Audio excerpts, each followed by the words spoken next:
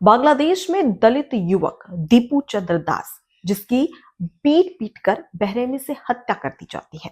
कट्टरपंथी भीड़ उसे अर्धनग्न कर अधमरी हालत में जिंदा जला देती है।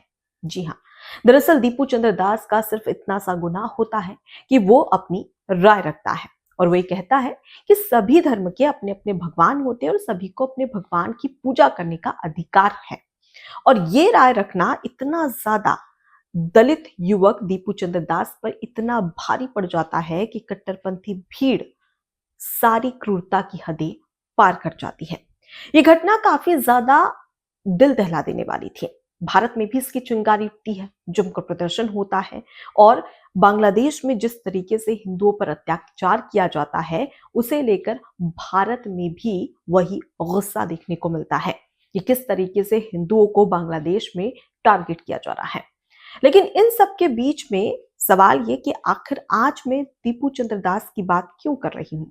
दरअसल दीपू चंद्र दास का सीधा सा संबंध है Azad Samaj party, Bhim army chief और नगीना सीट से सांसद चंद्रशेखर आजाद उर्फ रावण का, जिसे दलितों का मसीहा कहा जाता है। या तो ये खुद ये कहते हैं कि मैं दलितों का मसीहा हूं, लेकिन ये मसीहा कहां पर है ये नजर नहीं आ रहा है। दरअसल दीपू चंद्र दास जैसी ही एक और घटना भारत में भी हुई है। भारत में दिल्ली में, जहां उत्तम नगर थाना क्षेत्र में 4 मार्च को होली के त्योहार के दिन एक ऐसी घटना सामने आई जिसने सभी को सहमा कर रख दिया। जी हाँ, दरअसल आपको बता दें कि तरुण खटेक, एक 26 वर्षीय दलित युवक जिसका नाम है तरुण खटेक, इसे कट्टरपंथी भीड़ पीट पीट कर मार देती है। रॉड से, पत्थरों से और यहां तक कि लाठी डंडों से इस पर हमला किया जाता है और तब तक हमला किया जाता है जब तक ये अपना दम नहीं तोड़ देता। आखिर ऐसा क्या हुआ था? दरअसल हुआ कुछ यूं था कि तरुण खटेक दरअसल 4 मार्च को दिल्ली के उत्तम नगर थाना क्षेत्र में एक बच्ची जो कि तरुण खटेक के घर में रहती थी और वो बच्ची बलून से खेल रही थी, जो पानी के गुब्बारे आते हैं उससे खेल रही थी।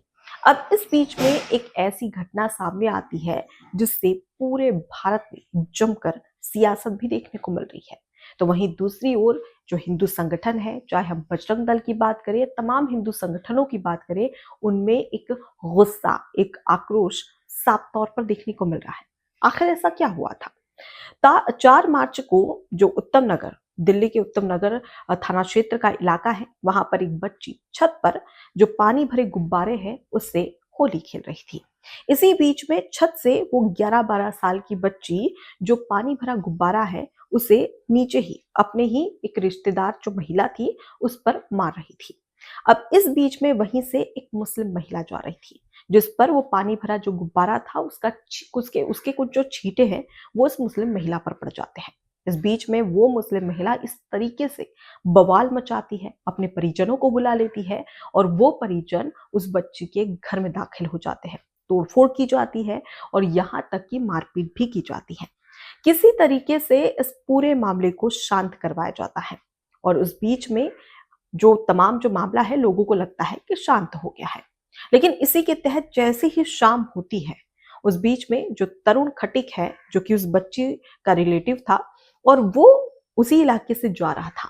अब इस बीच में कुछ लोग, करीब माना जा रहा है कि 12 से 13 ये लोग थे जो कि तरुण खटीक को घेर लेते हैं और उस पर जमकर ताबड़तोड़ हमले किए जाते हैं। पत्थरों से, डंडों से, रॉड से हमला किया जाता है और उसे जमकर मारा जाता है। अधमरी स्थिति में जब वहां पर कुछ लोग इकट्ठा होते हैं तो वो लोग किसी तरीके से तरुण खटीक को हॉस्पिटल तक लेकर जाते हैं, जहां तरुण खटीक अपनी, जो एक तरीके से कहा जा सकता है कि तरुण खटीक की वहां पर मौत हो जाती है, अपना दम तोड़ देता है। इस घटना से पूरे देश में आक्रोश देखने को मिल रहा है। जो हिंदू संगठन है वो इस पर जमकर सवाल भी कर रहा है और सोची समझी साजिश बता रहा है। लेकिन सवाल यह है कि इन तमाम घटना के बीच में कहां है दलितों का मसीहा चंद्रशेखर आजाद उर्फ रावण, जो खुद को ये कहता है कि मैं दलितों का मसीहा हूं, लेकिन वही दलितों का मसीहा इस पूरी घटना को लेकर शांत है।